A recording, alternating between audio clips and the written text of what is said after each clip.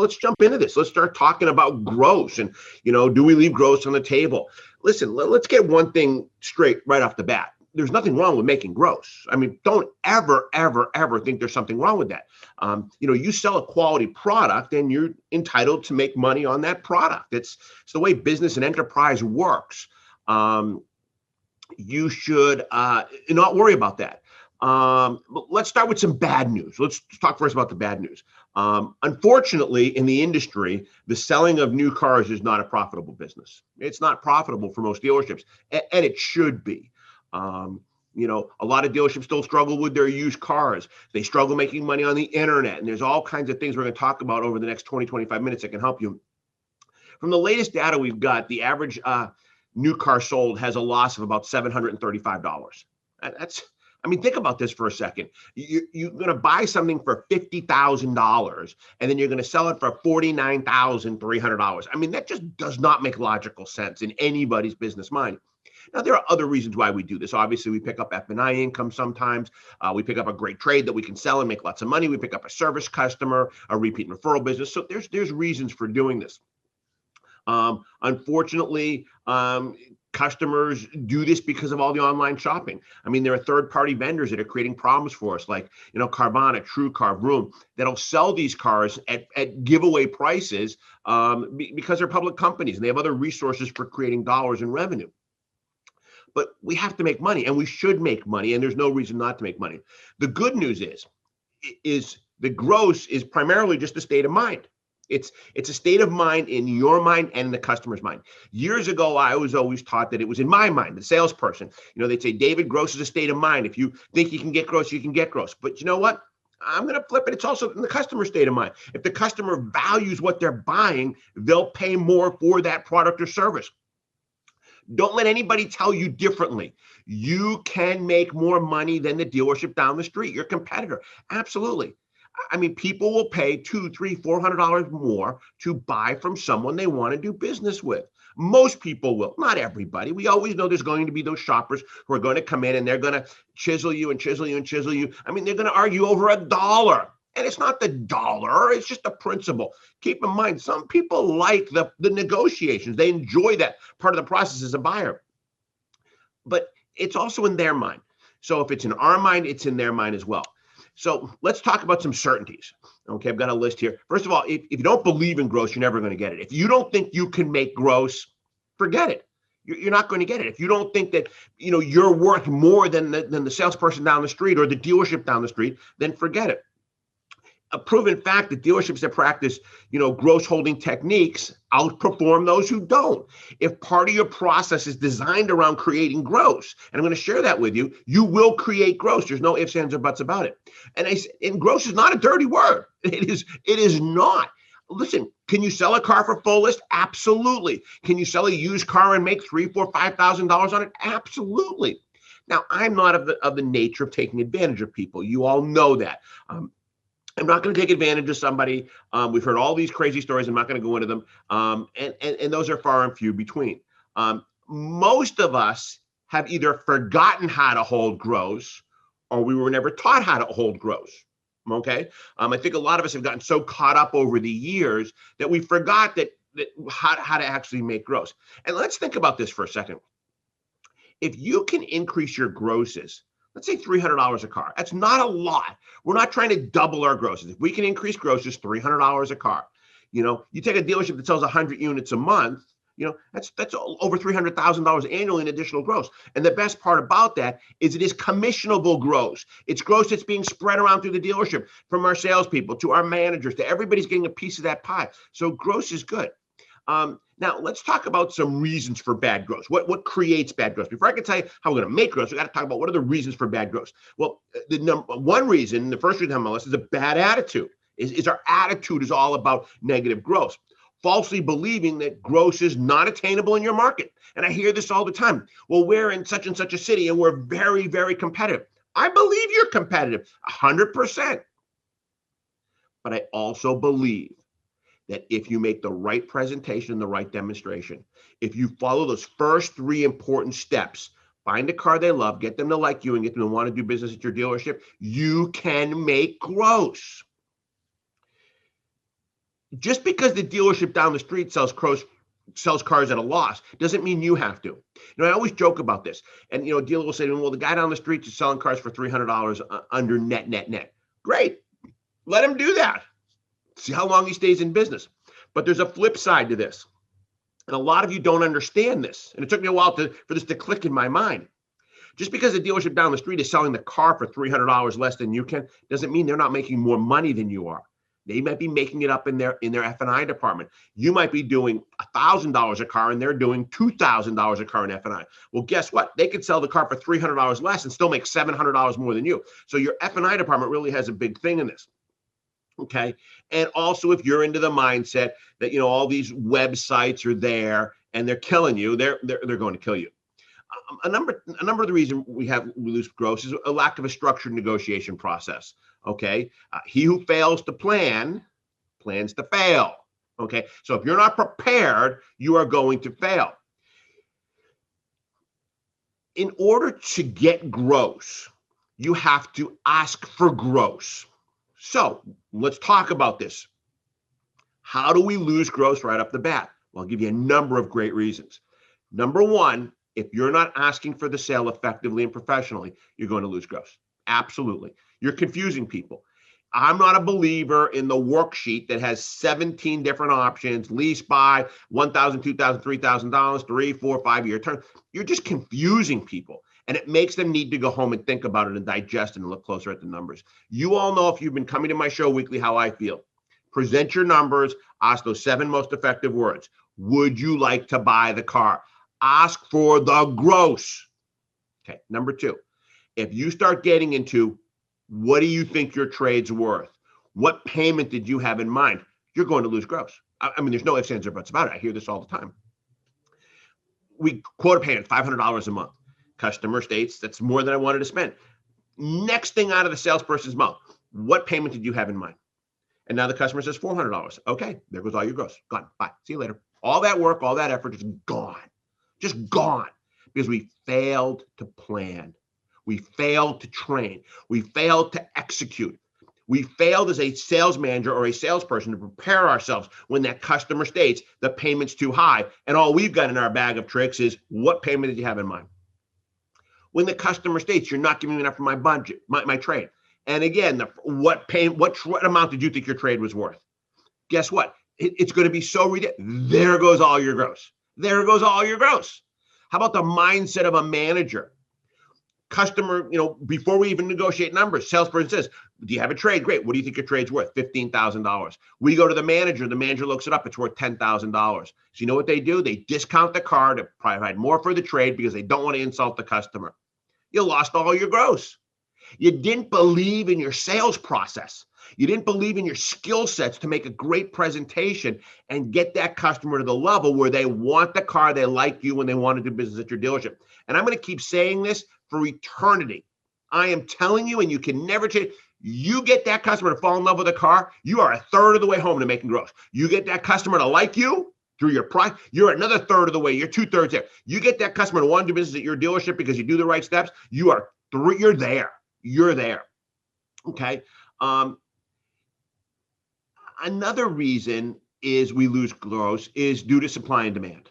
Okay. We don't make money on the cars we can make money on. So for example, I'll give you 2 sets of examples here. Let's say you have a fresh trade. What is a used car worth?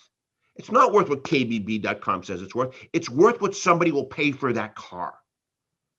I see this all the time, and it's mind-boggling to me. You're part of a dealer group. You have 5 dealerships all around town.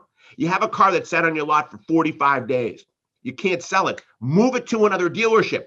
It's a fresh car to them. They might make gross on that car. Maybe you have a rare car or a car with rare packages, and you're not holding gross.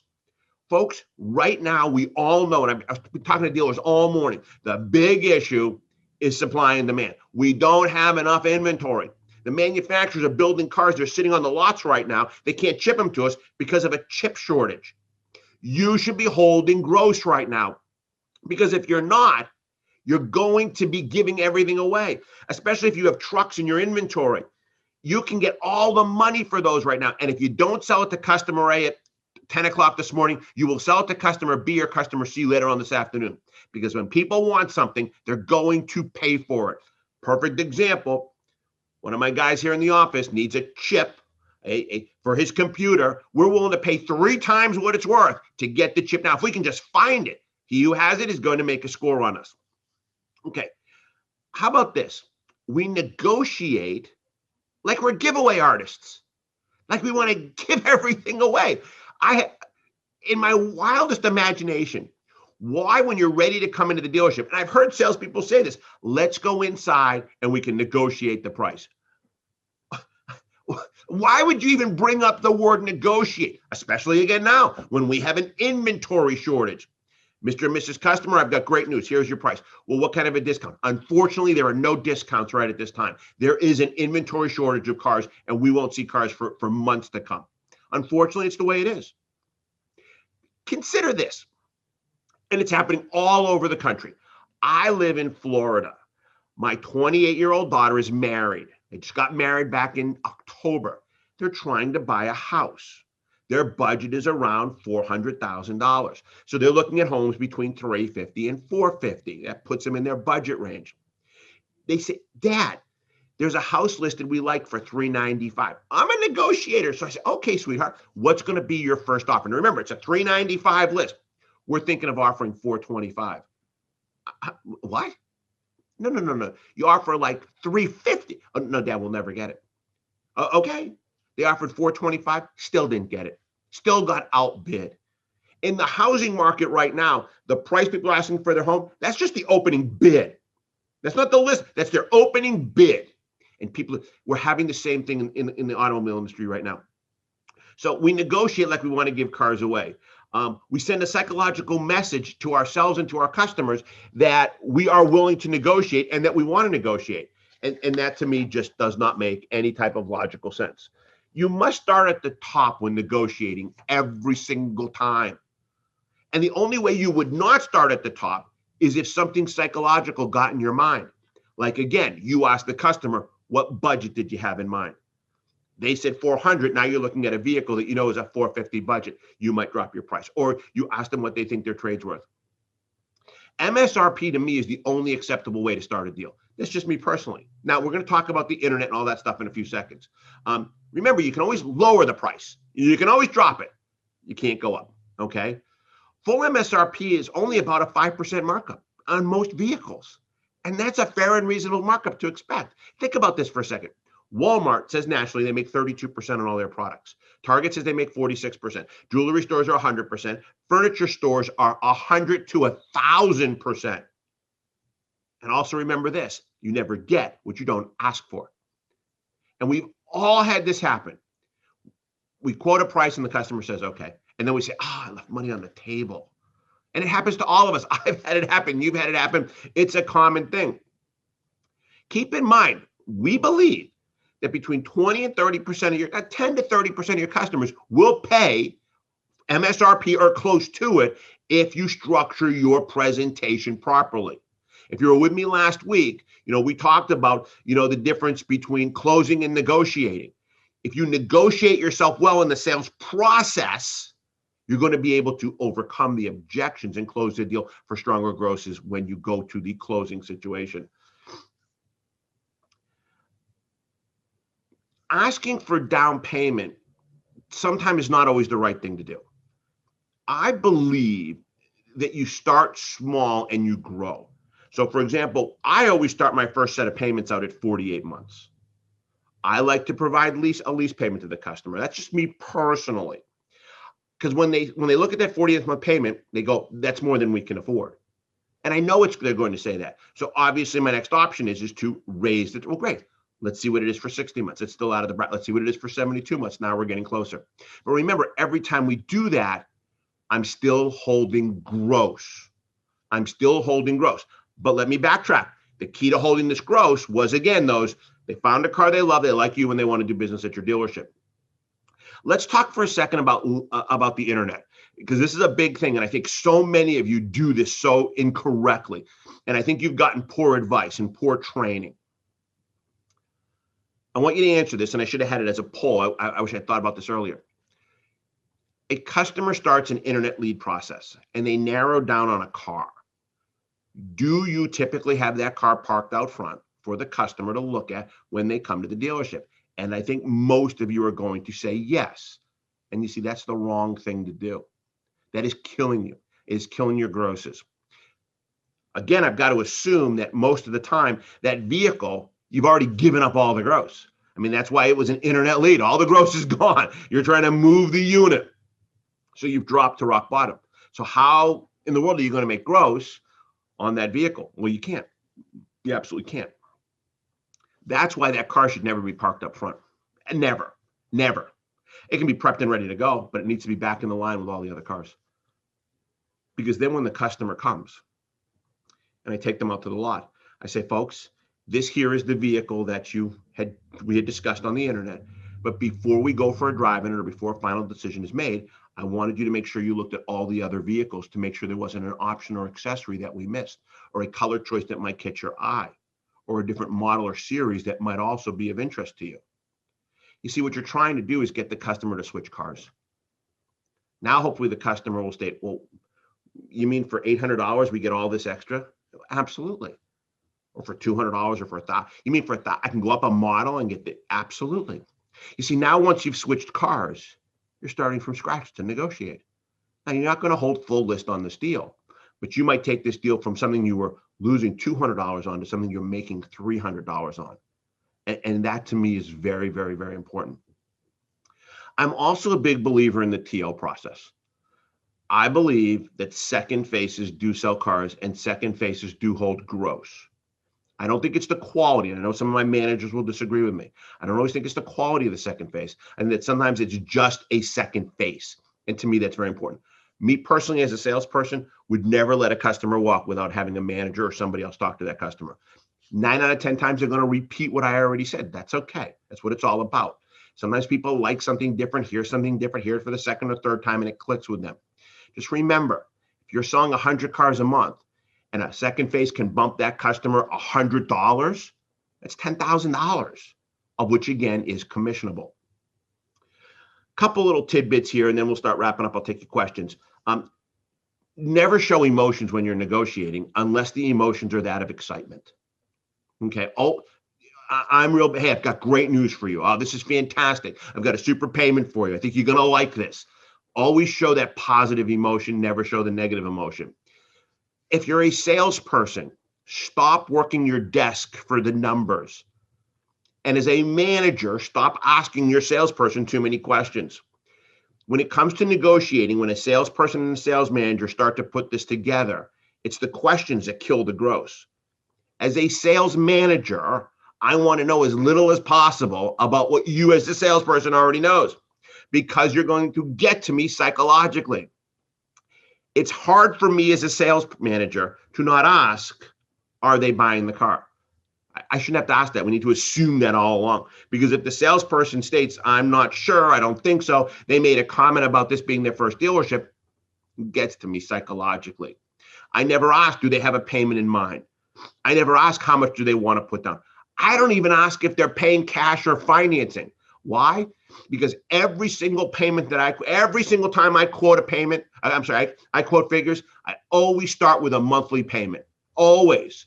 I don't want to know if the customer's paying cash. And I always give a cash price and a lease price. Why? Because I'm hoping that cash buyer might see the payment or the lease and say, gee, that's all it is. How are you able to do it for so cheap? Well, let me explain to you how leasing works. Okay. So as a manager, the less I know, the better I am in that situation. When you're negotiating a deal as a salesperson, you never want to know where you stand on gross. You have to have confidence in your managers. That takes a lot. And that means you have to have a strong manager backing you up. I've got to depend on that person, because once you start knowing where the grosses are, it starts, again, right up here. It starts swaying with you. Again, don't work your managers, work your customers. I know you've heard that before. Don't get too close to the deal that you're actually buying the car for the customer. What I mean by that is don't get too close to the deal where you're actually negotiating with your customer and not to your customer. That's very important. If you happen to get a payment, and this happens all the time, You remember, you're out there, you're showing cars, we're not asking certain questions. The customer lands on a vehicle, it's a lot of money. Now, all of a sudden, you go and get the payment, and it's a big payment or a big price. Do not show emotion towards that payment. Don't panic about that payment, okay? Because that panic is going to show in your customer, and it's going to show in how you present your numbers. Now you're going to have no confidence in your numbers. You don't always get what you deserve. You get what you ask for. If you don't ask, you're never going to get. It's like the guy that sees a girl and wants to go on a date. He's not going to ask the girl he's not going to get it unless he asks. I've told you the story in the past. I'm not going to repeat it. When I was up at Bahama Breeze, where the guy talking to the girl wasn't asking for the date. I think he was waiting for her to say something, and I had to intervene. And it's funny. I'll tell you another time. Okay.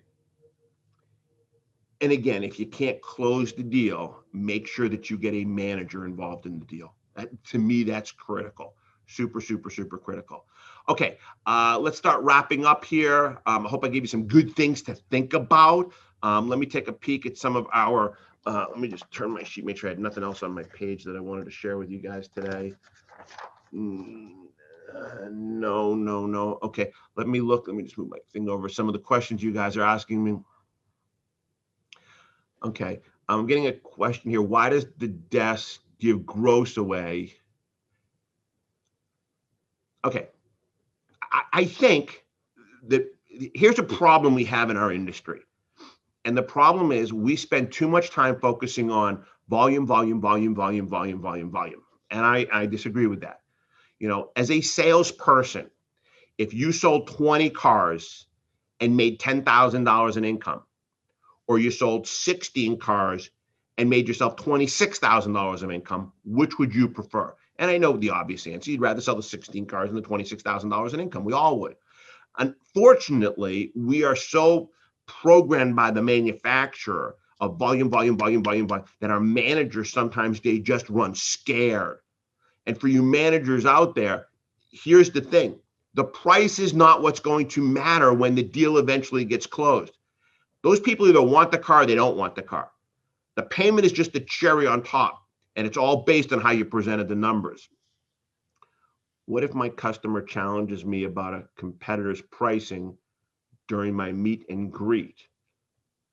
Okay, that's sales department at AAA. Okay, a lot of times people will say when they come to deal, I can get this price, you know, can you match or beat this price? And my answer would be, I'm sure I can. Absolutely. I don't see why I could not. But that is not the most important thing to me. The most important thing to me is making sure that we have that car that you want. Because if we don't, it's meaningless. Now, you don't want to get yourself into negotiations where you've got to match or beat that price. How do you do that? You've got to make sure you're showing them a different car than what they're looking at elsewhere. You've got to upsell them other options. So if they're coming in with basic standard options, maybe even a VIN number or something, you want to upsell them and say, well, why aren't you adding this feature? It's only going to be $4 a month. And why aren't you adding this feature? It's only going to be $8 a month. That's silly. Now you're starting from a whole new plateau, a whole new level, and now you can negotiate off of that and you can hold some gross. Our BDC department is giving customers super low pricing every time they come to the dealership. Do I still ask for MSRP in those situations? No, you can't. You can't. And just to reiterate, I would never get to the negotiating point on the car that the customer initially came in on. NADA every year puts out a report, and I struggle with this, but they say it's true. They say that 70 to 75% of the people buy a different car than what they came in expecting or what they were looking for initially when they came to the dealership. Now, I think they're talking about little things as colors and options change. You've got to get that internet buyer onto a different vehicle. Not a different style, just different options, a different package, from an XE to an XLE, or from a standard to something with more features in it. That changes the whole deal and the whole scenario. All right, let me take one more question. We're going to wrap up. Brad, if my customer says during the negotiations, I can get this car for much less at a different dealership, how should I respond? Well, that's a great question, Brad. My sarcastic humor would probably say, I bet you can. Absolutely. I don't see why you can't. I would, and then I'd shut my mouth and let the customer ask me, can you match that? Well, I don't think so. Why? Different dealership. We offer more. Plain and simple. You have to decide. And I would say to my customer, you're buying three factors here.